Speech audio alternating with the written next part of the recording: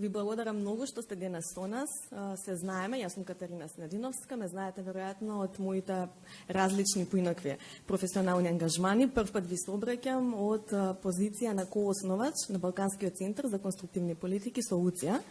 СОУЦија не е партија, СОУЦија е невладина организација, неодамна формирана со една многу сериозна, амбициозна, но остварлива цел да прерасне во водечки think tank во земјава и регионот, која што има цел не само да нуди анализи, истражувања, туку и, како што кажува и самото име, решенија за постоечките проблеми.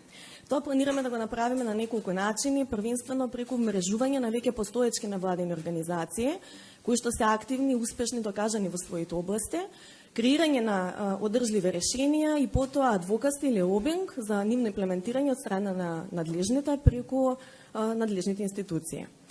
Ние имаме неколку проекти кои што се однесуваат на неколку полиња, медиуми, демократија, владење на правото, но она што е клучно во нашата мисија е борбата за меритократија и за борба против корупција и воспоставување на правила и ред еднакви за сите.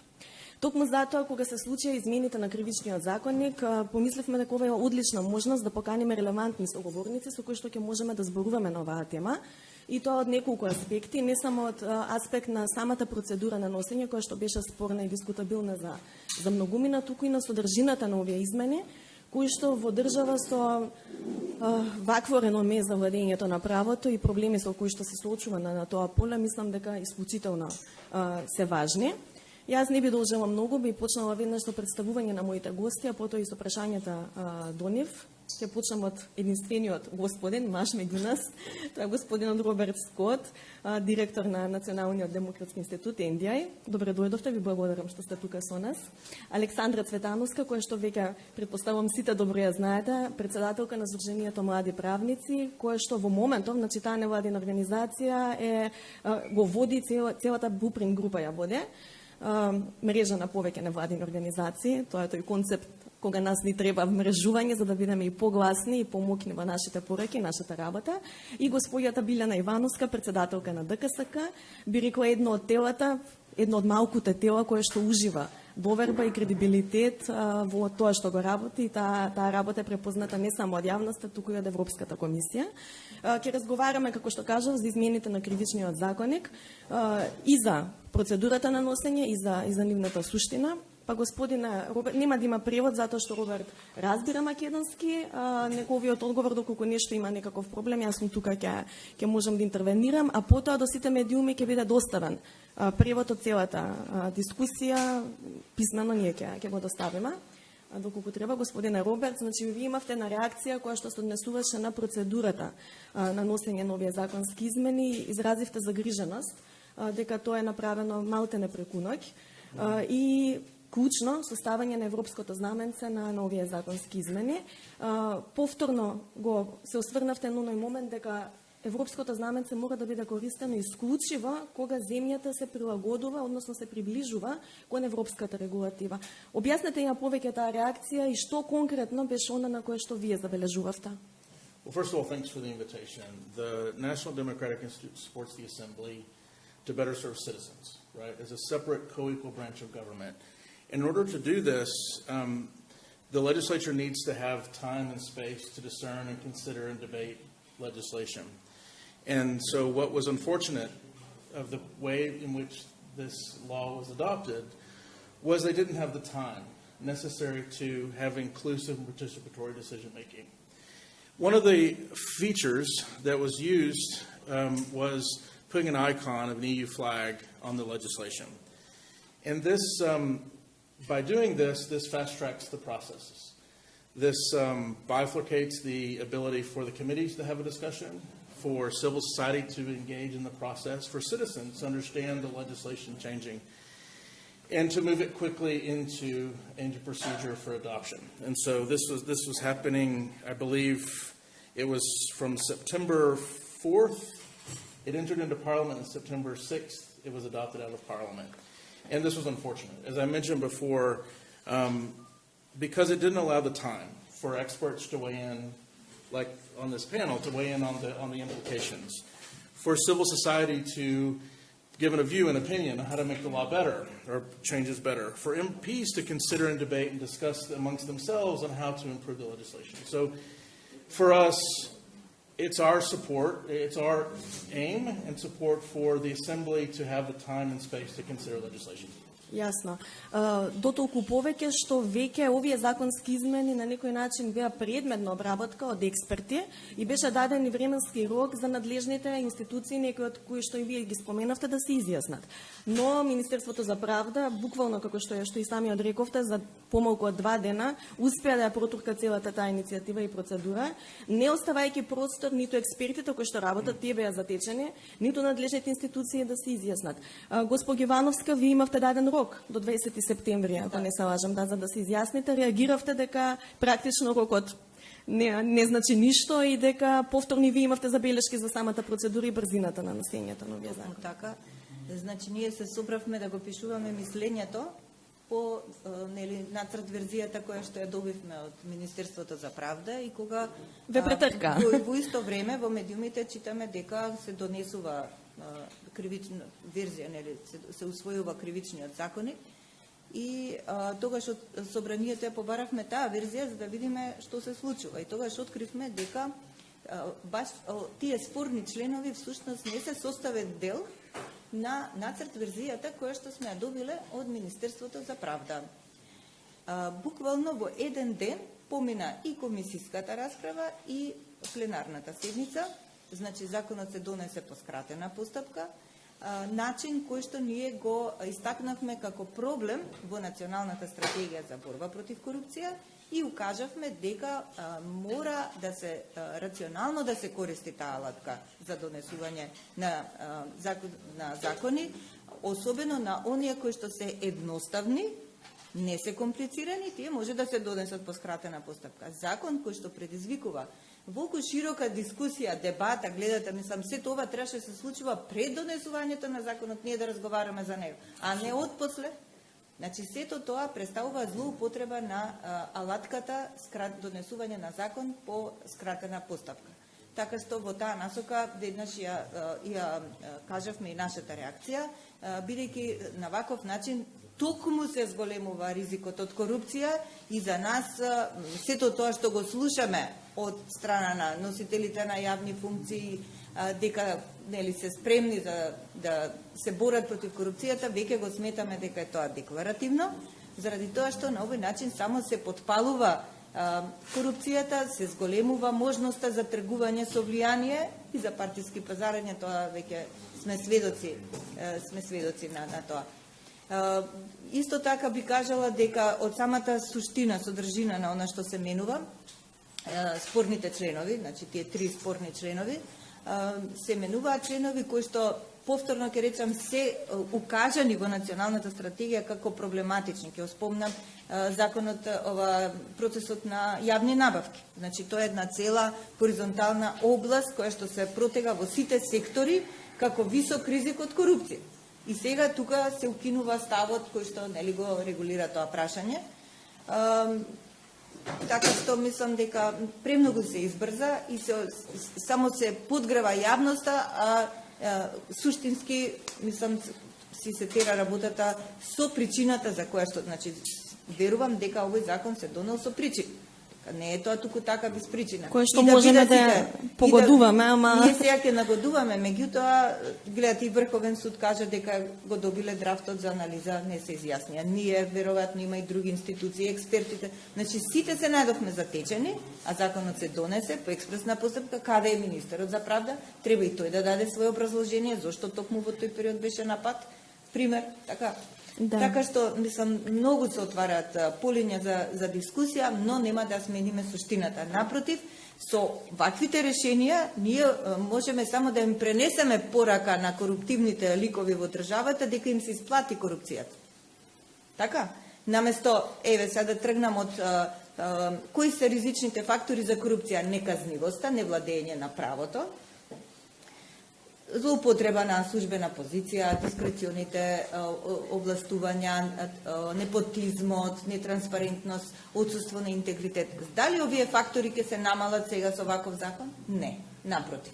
Наместо да се донесе закон кој што ќе го ограничи рокот на постапување, ќе има реперкусија врз судиите, јавните обвинители кои што не постапуваат во рок, напротив, се намалува казната за тие што се огрешили. Значи, која е пораката до граѓаните? Дека корупцијата ќе им се исплати. Со други зборови. Споменавте две важни работи што би сакала да ги нотирам. Едно е дека вам практично би бил даден поинаков нацрт текст, односно не подполан. Не Тоа е од експертите. Така, значи вие не сте имале можност да се изјасните за овој конечниот нацрт текст, а второ дека ние сега ништо нема да смениме, можеме само да зборуваме. Веројатно пораката што може да се спрати од овие дебати што отпосле се правате, дека сепак барем разбираме што се случува и дека не можат сите институции на владини организации да бидат замајувани. Меѓутоа, не е без фајде да кажем и ваквиот начин на дискусија, бидејќи на овој начин јавноста прави притисок врз носителите на законите, дека не може така, на крајот на криштата законот не е догма и овој може да се смени. Да. Така? Значи, битна е политичката волја. Она што е во собранието. Дали сите тие присутни што беа и што овозможија донесување на законот, има волја да се борат против корупција или не? Тоа е прашање. Така, ќе се навратиме околу политичката воља потребна за вистинско поместување напред во борбата со корупција. Александра, вие како млади правници, како и днината да речам на луѓето кои што треба да се носат со промените и со битката за промени, како вие ја гледате целата ова каша, би рекла? Благодарам. Ние уште во самиот старт, како и млади правници, како Blueprint групата, која што веќе спомнавте, каде што сме повеќе организации од граѓанскиот сектор, кои што ги следиме реформите во правосудството, укажавме зошто е штетно донесувањето на овој закон, односно измените на кривичниот законник. Затоа што, значи, повеќе аспекти приложивме во однос на намалувањето на затворските казни, што тоа ќе донесе. Председателката на антикорупцијска спомна корупцијата, ја спомнавме ние дека луѓето ќе изгубат верба и се помалку и помалку ќе пријавуваат корупција, знаејќи колку ќе бидат намалени казните во однос на истото, и укажавме на многу работи во однос на нетранспарентното носење на овој закон. Критиките наши беа во насока на тоа дека не само што не беше консултирана јавноста, туку воопшто и работната група која што го изготвила новиот кривичен законник, значи се уште немаше информации дека вакви измени се спремаат. На друга страна се злоупотреби европското знаменце и наредски кажано на мала врата проба да се сепрот на ваквите законски измени кои што носат навистина многу големи промени. Не се измери која ќе биде општествената штетност. Особено тука сметам штетност затоа што еве го исписокот на колку постапки иницирани од специјалното јавно обвинителство ќе настапи апсолутна застареност. Имаме TNT, Талир, Трезор, Дизајн, Топлик, Титаник, Тендери, Титаник 2, Траекторија, Шпански скали, Таргет тврдина и предметот на Стефче Акимовски. Значи во сите овие 14 предмети ќе настапи апсолутна застареност. Па тоа се клучните предмети на да, ова се насловите, работните наслови на постапките иницирани од специјалното јавно обвинителство и повеќе од 80 лица кои што се обвинети во овие предмети нема да бидат кривично гонени понатака. Така да ова е во однос на јавноста и да се измери колку е, спомна веќе таа општествена штетност, особено кога се работи за предмети кои предизвикуваат голем јавен интерес.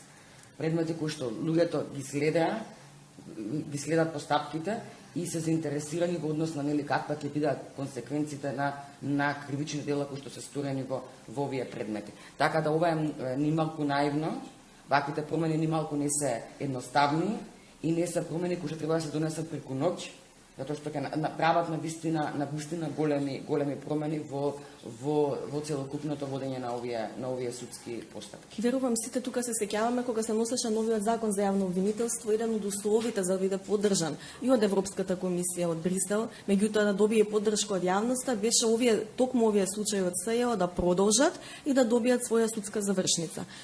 Сега практично која ќе биде улогата на новиот шеф на обвинителството за гонење на крупен криминал, Абази, кога овој закон овие случаи практично ги убива. Сите овие случаи постепено, нели како што, затоа што преснетувањето на апсолутната застареност е во однос на должината на затворската казна. Во сите овие предмети ќе настапи апсолутна застареност, нели како што се водат постапките, а улогата тука не би ја коментирала затоа што нели секако они имаат и други постапки кои што не се однесуваат на специјалното јавно Не зборував конкретно но секако мислам дека во овие предмети веќе е јасна разрешницата и како ќе завршат овие предмети, овие постапки. Обично постои една теза, само уште една кусна интервенција, постои една теза во правната фела дека многу е пострашно за довербата на јавноста во правосудството еден предмет да застари, отколку да се докаже невинност на некој за кој што сите претпоставуваат дека бил инволвиран во криминал. Колку застарувањето на делата практично на вистина ја подрива и довербата и самата функција на правосудниот систем. Сите тие елементи во однос на изостареноста, во однос на што велите, значи колку е довербата во правосудството, ние се соочуваме со многу ниска доверба во правосудството. И тоа е константно. Особено последните анкети кажуваат дека навистина луѓето не веруваат. Тоа е навистина голем проблем, затоа што луѓето своите права треба да ги бараат во судството. Но ако луѓето немаат верба, тогаш значи они не иницираат правда. Така да довербата е навистина многу важна и не е само застарувањето, апсолутно спомнавте. Го подкопува владењето на правото и правната држава и така натака. Но довербата во правосудството не е само и застарувањето. Тука се многу клучни елементи. И довербата во правосудството и ги прават и овие измени. Зошто? Затоа што требаше за овие измени да се свика стручната јавност. Тука сметам суди, обвинители, адвокати кои што работат кривична материја, требаше да бидат викнати и да бидат консултирани во однос на овие измени. Додека народот види дека законите кај нас ги носат луѓе кои што имаат експертиза, знаење и искуство во однос на проценката дали ваквото кривично дело треба да биде, односно треба да се направат измени во однос на законот или не, тогаш ќе стекнуваат доверба. Не се само кога ќе се кажат, знаете, какви пресуди се носат, не. И ова е, и вака се гради, односно, за жал, се губи довербата во правосудството и довербата во институциите. Тоа е целен комплексен систем. Роберт, ви инвестирате, поддржувате, со браниска дебата, со години сте тука за парламентот да може да се извршува својата основна функција на политички плурализам, диалог и така натаму. Тоа што граѓаните го забележуваат и што е многу евидентно е дека кога се работи за ваков тип на закони, магично се создава политички консензус меѓу партиите. Па сите се успеваат да ги надминат и партиските разлики и секогаш кога има некои спорни законски решенија, сите се тука. Извештаите за работата на пратениците покажуваат дека за закони од интерес на граѓаните, еве и председателката на Уставен суд посочи за изборот на уставни судии, например, тешко можат да влезат во става и да седнат заеднички, да разговараат. Се губи ли јавниот интерес во работата на парламентот? No, it's an interesting question because I think I was with a parliamentary delegation to the Open Government Partnership Global Summit when this was happening. And this is an effort to promote transparency, accountability, protecting civic space against corruption, encouraging participation in policymaking. And so my first question was what's the political incentive? Why do this now? Why do this in such a way? So that's always my first question when something like this happens. Looking forward, and because we have to learn from some of these things sometimes, we partner with the German Bundestag and the European Parliament and others to provide sort of rich experiences from the European member states and Germany here in North Macedonia. And one of those things that I would recommend and think about, recently I was in Berlin, and there was MP questions, and on the same day there were 32 oversight hearings in Parliament, and I think probably 15 other committee sessions, right? So lots of activities going on at the Bundestag at one time, not just one thing at a time. And I think what we would encourage and advise those that are working on reforming the rules of procedure in the Parliament right now is to think about how to protect civic space, to ensure participation in policymaking processes.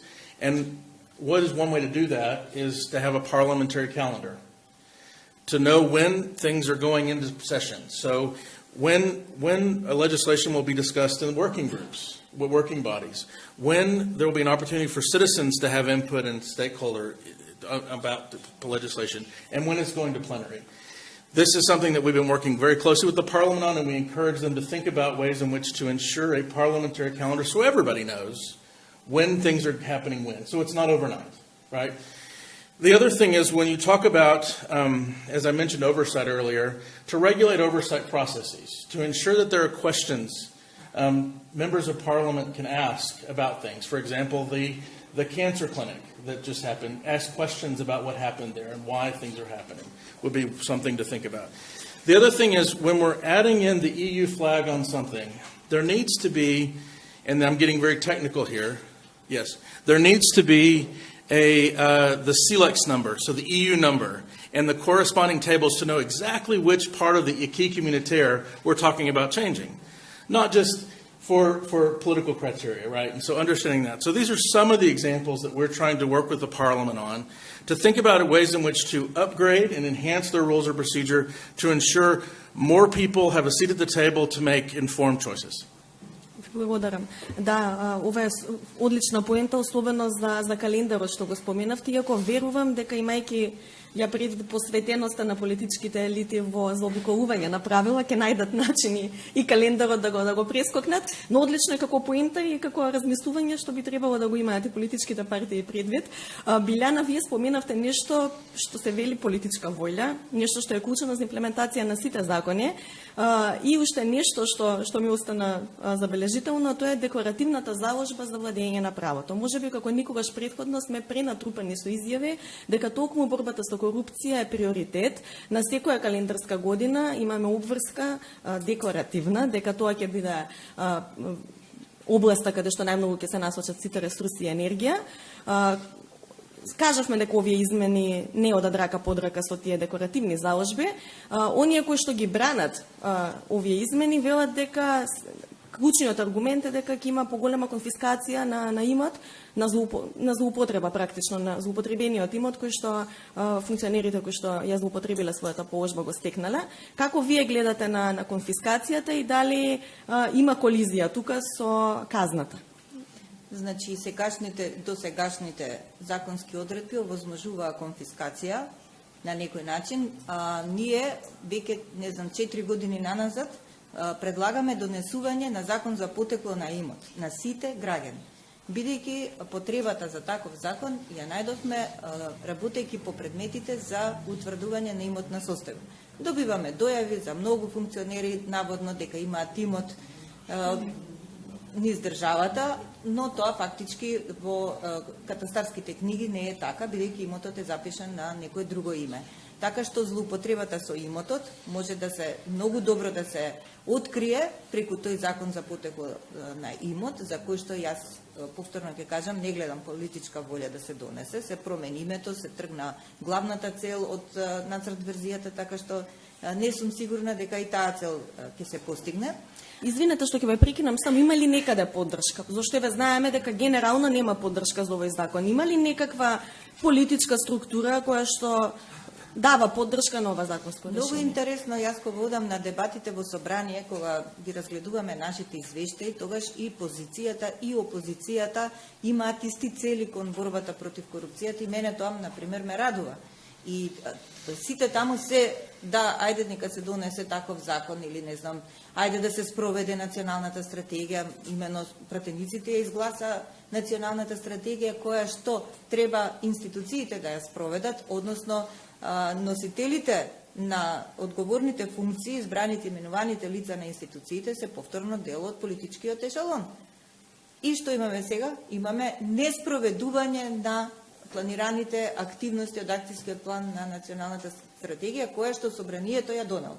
Значи, што ми ја донело собранието, таа се издига на повисоко ниво, на ниво на закон, и таа мора да се спроведе.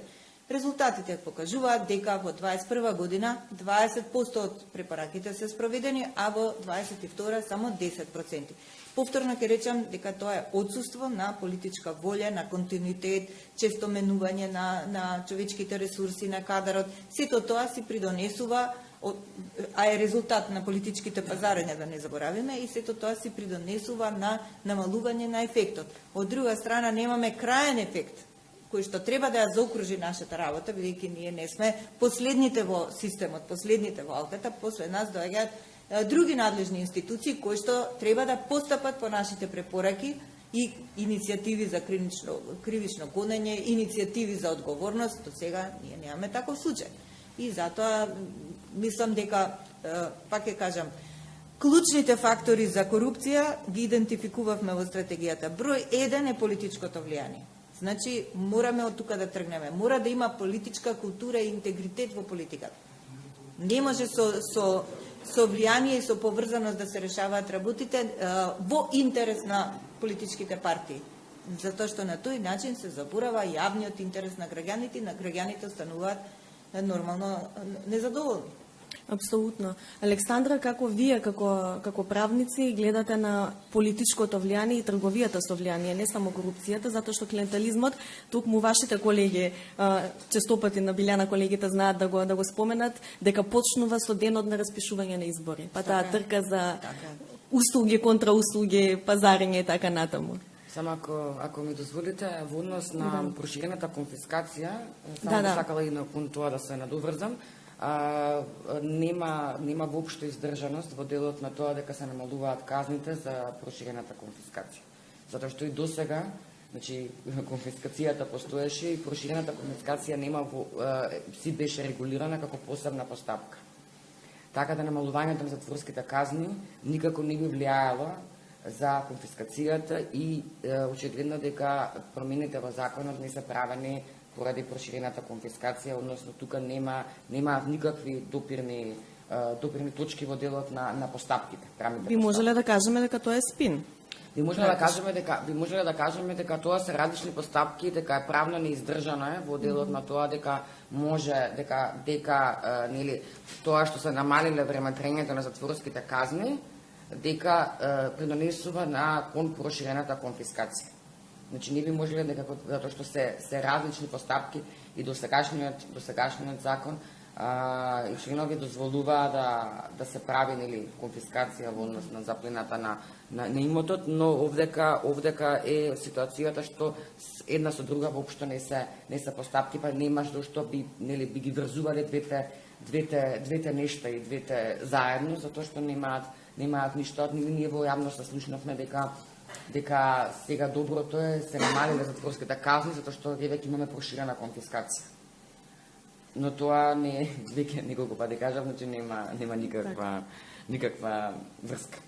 Во однос на трговијата со влијание, за кое што практично од самото јавно обвинителство, таму оние структури со интегритет кои што преостана и јасно и гласно зборуваат дека постои и внатре во самите судски органи. За жал, че ние сите сме тука, мислам, свесни во делот на колку е важно да го нема, колку го има. Ние неколку пати во однос на правнички, ние сме формалисти во однос на како ги толкуваме нештата. Сметавме дека навистина даваме на слика, спомнав недодербата во присуството, даваме на слика дека кај нас бизнис елитите и кај нас оние функционери дека се неказниви, односно дека не можат, не подлежат на казни и со самото тоа некако ние го потикнуваме тоа трговија со влијание и така натака и коруптивните методи кои што се користат, затоа што покажуваме на хронична неказнивост на функционерите, а еве ова што спомнав претходно, само мислам дека уште повеќе ќе придонесе да луѓето изгубат доверба дека некој некогаш ќе одговара за тоа што го направи. Чисто еден мал коментар за она што јавноста остана практично запрепастена, таа е дискрепанцата помеѓу висината на казните за вакви крупни злодела на злоупотреби на јавни пари и некакви други дела опфатени со кривичниот законник, па нели имаше баш за препарирање на диви птици како пример за бурлеска во целиот овој процес, или пак не знам, шверцување на мигранти и така натаму. Колку па овие разлики во во казните дополнително исто ја подриваат. Па сите, мислам, знаете како, значи ние мораме да направиме на ниво на држава и ние тоа цело време го нагласуваме дека ние мора да направиме на реформа на казнената политика и мора да несеме на долгорочна стратегија во однос на казнената политика кај нас. Значи на кој начин, дали казните се сразмерни на кривичното дело, дали да видиме колку е распространето тоа кривично дело, односно колку се врши од страна на луѓето. Значи ние мораме да направиме обстежна анализа да видиме во кој дел највеќе се повторуваат кривичните дела. Потоа каква е казнивоста. Тука јас вчера говорев на телевизија во однос на пренатопраноста на затворите. Вистркувањето на мали казни, со тоа што ние ги трупаме затворите и потоа пробуваме со амнестија како мерка да направиме некое ослободување на затворениците, за да можеме да имаме место односно на новите кои што ќе бидат казнати со затвор. Така да ние хронично имаме на неказнивост која што сите овие работи ги донесува. Ние мораме, кога се прават законите, ние сосема сега во носењето на овие измени го прескокнавме ПВР процесот, проценка на влијание на регулативата, за да видиме колку ваквите измени ќе влијаат во однос на изрекувањето на казните. Апсолутно. Овие измени апсолутно значи нема да влијаат врз неказнивоста. Споменав уште едни законски измени што се готват за амнестија, што се приказна сама за себе, ќе треба веројатно друга панел дискусија. Роберт, за крај би осакала да оставам дека простори за прашања за присутните. Колку борбата со корупција е клучна за демократскиот напредок во едно општество, колку ја подрива демократијата и мислам дека горе-долу успеавме да ги детектираме сите слабости на овие измени, но чара, што понатаму? Како ова да се надмина? So, transparency and accountability of institutions is key to fight the corruption. The engagement of a independent, brave media is important in corruption, and the active engagement of civil society and organizations that are working to combat and fight corruption as institutions created by the parliament. This is must all work together to tackle this. And it's a core aspect for us at the National Democratic Institute because we believe in order for democracy to deliver to citizens, they have to have trust in the institutions. They have to and be resilient to clientelism, nepotism, and other kinds of undue influence. And so it takes all of us to do this, and I'm confident in the future we can work together on this. Ова е одлична порака. Јас мислам дека граѓанскиот ангажман е исклучително важен исто во битките кои што се неопходни во една демократија. Мислам дека политиката е премногу важна да биде оставена само на партиите. И тука сите имаат улога, и медиумите, и невладините организации. Ке имаме прашања подоцна, само уште еден круг последни обраќања. Билјана, има ли излез од оваа состојба? Велите политичката воља, ако ова се разложи на елементи, веројатно ќе стигнеме до начинот на кој што се поставени и функционираат самите политички партии. Како до тие внатре-партиски реформи за политиката да стане повторно атрактивна за луѓе кои што имаат визија за промени општествени, а не за личен бенефит? Да, тоа е суштината всушност.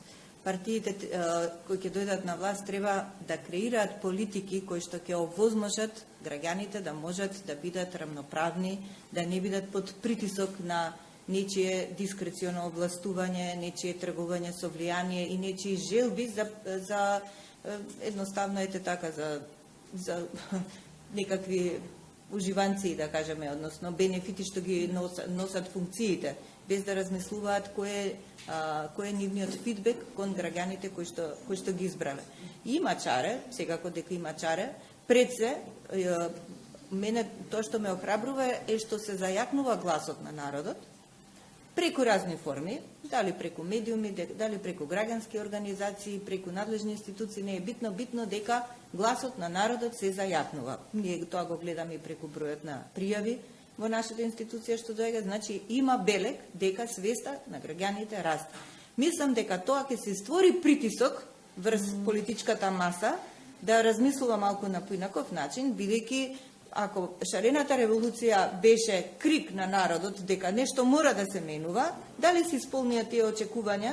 Не се исполнија, што значи дека довербата сега ниту на едната, ниту на другата страна нема да биде на соодветно ниво. Значи, народот треба да запамти дека мокта е во негови раце пенкалото е во неговите раце и треба многу внимателно да размислува како ќе го употреби. Што значи дека се е во рацете на граѓаните. Граѓаните не треба да го сваќаат тргувањето со влијание или желбата да се дојде на скратен начин до некаква позиција како начин на живот. Дека тука така мора да се успее. Зашто?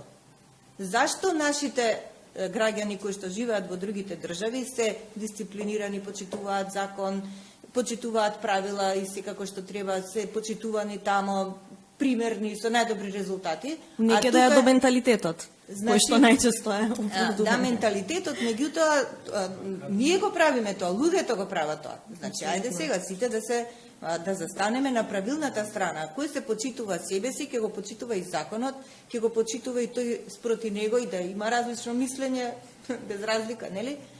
Мислам дека треба секој да си тргне од сам себе, да се преслуша каде сме и што сме и како може да придонесе во општество. Оти секој поединец може да придонесе. Борбата со корупција, јас секогаш кажувам дека на два начина се води. Со личен пример и стратешки. Стратешки еве гледаме како. Меѓутоа и стратешки, секој со својот личен пример може да даде свој придонес. Секој, буквално секој граѓанин. Ви благодарам за овие инспиративни зборови за крај. Мислам дека сите ќе се ги паметиме и ќе ги анализираме. Александра, вашите последни зборови, да речем. Се надевам не се последни. Во обраќањево. Ке има и прашање. Ништо, јас мислам тука не би сакала, мислам дека се кажа веќе што требаше.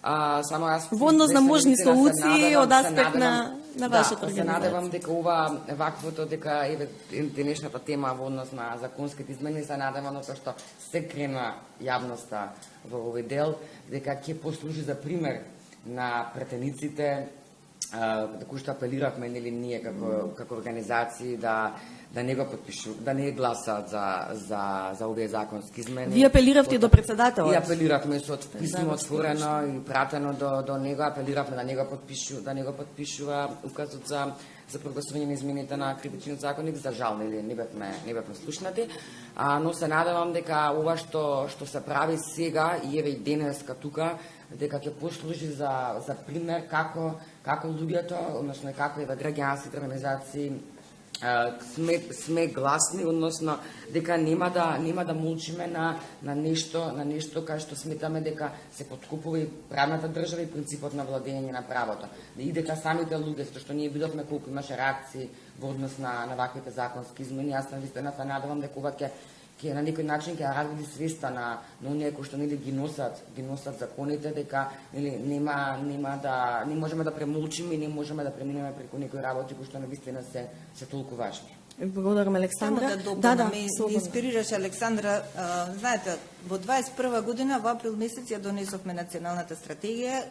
Пак ќе кажам, ме побрза скратената постапка на донесување на законот. Во јуни месец собранието сложно изгласа закон за утврдување правен статус на бесправно изградени објекти, кој што за среќа тогаш председателот не го подпиша. Се организира дебати, ние организиравме дебата со стручната фела и така натаму, имаше многу добри препораки.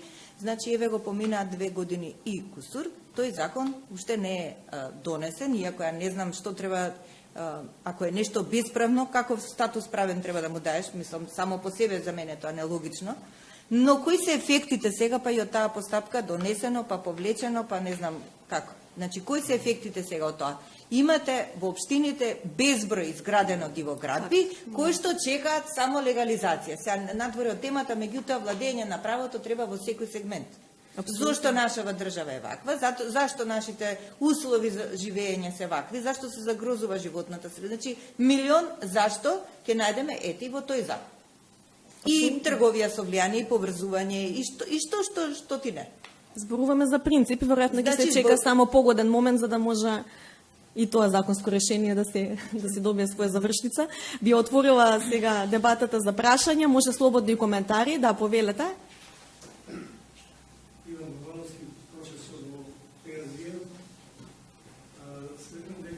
Ве молам само од микрофонот, господине, заради камерите. Сметам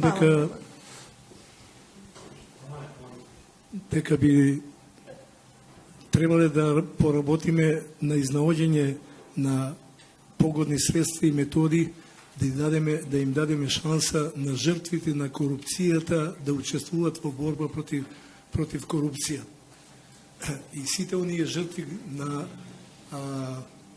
на невладење на правото во државата. Исто така се согласувам дека нема да имаме никаков исчекор во борба против ендемска корупција во Македонија, ако не изградиме политичка волја да се справиме со тој проблем. Проблемот не е во народот, проблемот е во отуѓената власт. Благодарам за коментарот. Ова е одлична забелешка. Веројатно и ние како невладини треба да имаме предвид како да им се даде гласност повеќе на жртвите од корупција и како тие да станат актери од субјекти во борбата против корупцијата. Некои прашања или коментари? Зоран Петковиќ Бакли, пензиониран адвокат, последниве години експерт предавач на Факултетот за безбедност, кривично право, криминологија и последниот предмет е корупција и организиран криминал. Меѓутоа, пред текст на мене не е изненадување во мојата 40 годишна кариера во правото, не е изненадување. Ова е трет пат вакво изненадување, така да не бев многу изненаден. Посебно последниот пут не бев изненаден, меѓутоа изненаден сум од доста колеги од факултетот, сега експерти, младиве колеги реагираат, меѓутоа уште групата што го носеше драфтот пред 2 години бева истите, ако не знаат сега, се прават истите предлози на измени и на 353 и на реагираат писмено, меѓутоа не ќе да разговараат и тоа преку професорката Александра, не ќе да разговараат во тој дел и дојде да единствената светла точка во овој тунел на корупцијата, господјата Билјана, која последниве години одушевен сум со борбата нејзина, испадна една светла точка во Македонија и вчера младиот Лазар,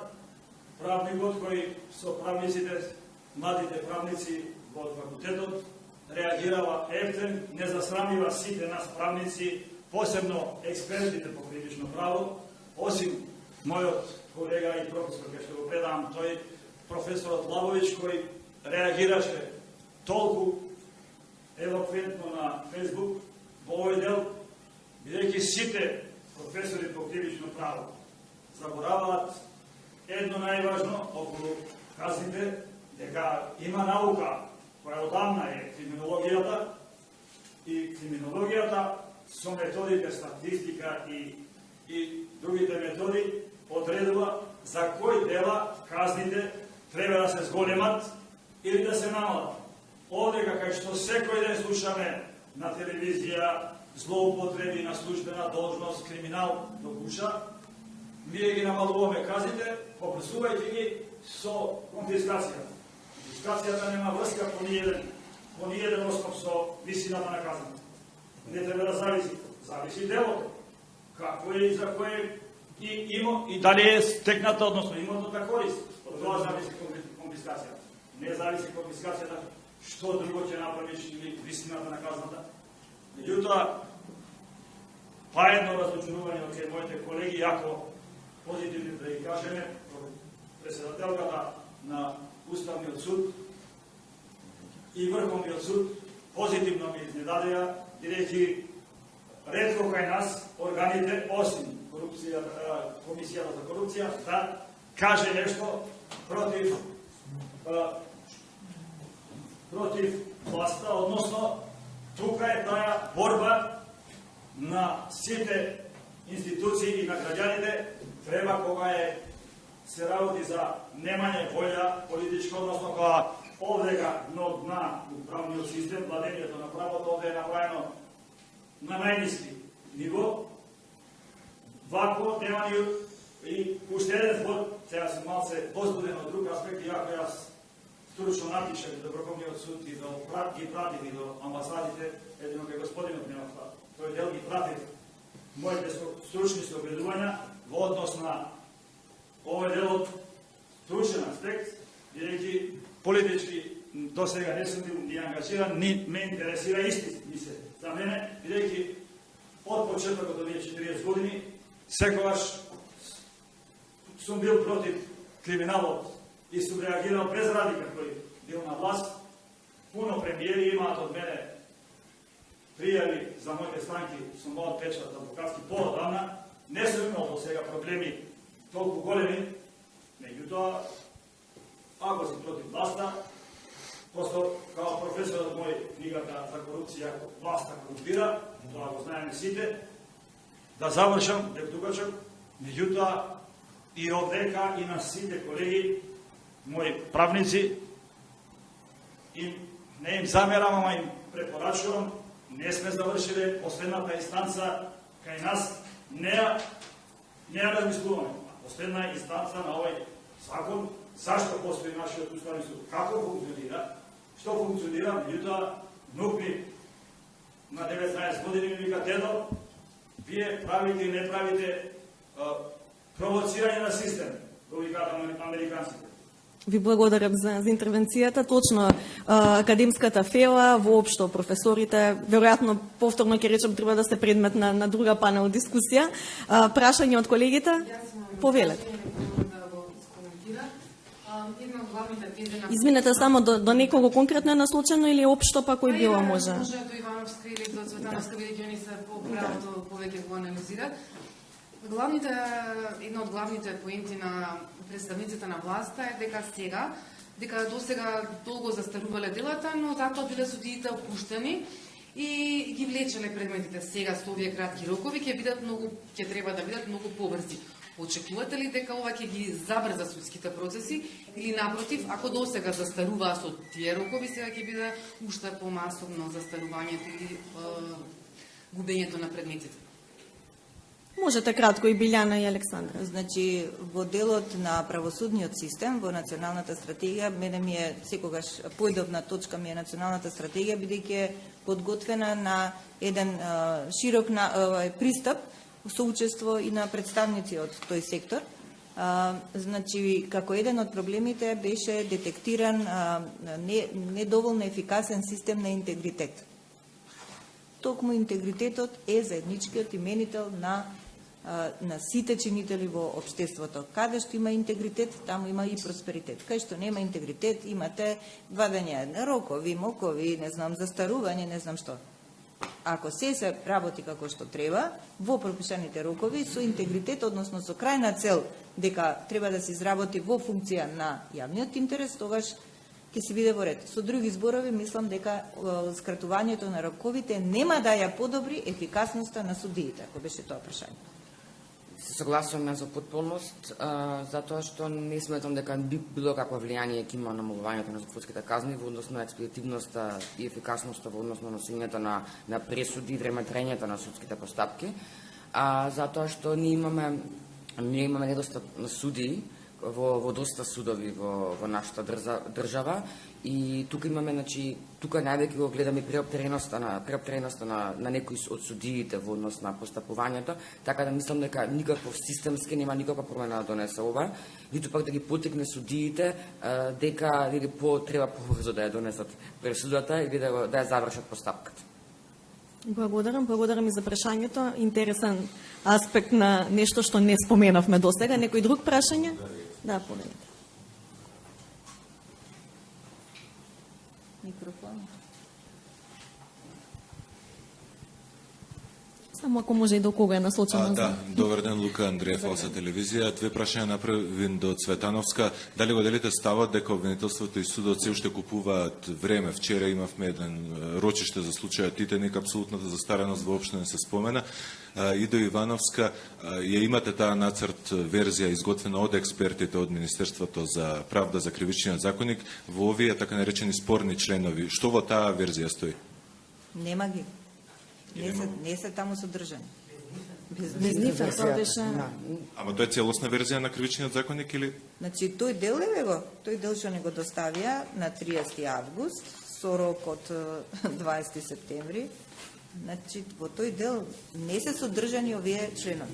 Значи, ова е нешто ново, додадено, експресно поднесено во собрание и во еден ден поминато и на комисија и на парламентарна седница. Тие членови ги нема. Тука ги нема. Дали сте консултирани за целосна верзија на кривичниот законник на работна група што Значи, Да, не има што ни рок, даваат нас, парцијално што ќе ни досадат. само парцијално, да. значи не е целосно, тоа ми Да. беше прашањето. Тоа е тоа. Драфтот ги има во лажни документи и доставиле до Само ако ми дозволите во однос на прашањето. Може ми еуфемизам и ние користиме тука. Може и така да го наречеме. Дека не мислам дека се купува време. Не знам која е причина за вчерашното одлагање на рочиштето, но сметам дека кај нас барем за сите закони треба за некој период започне примената, иако во службен весник официјално е донесен законот, но мислам дека тука е моментот да се почне да се имплементира законот. Дури за тие што им од полза на криминалците. Други прашања? Доколку нема други прашања, сакам да ви се заблагодарам што присуствувавте. Големо благодарам за нашите говорници. Тука сме за една малку понеформална дискусија со кафе. Со Луција ќе продолжи да организира слични настани и да биде предводник на дебати кои што се клучни за општествени промени. Благодарам.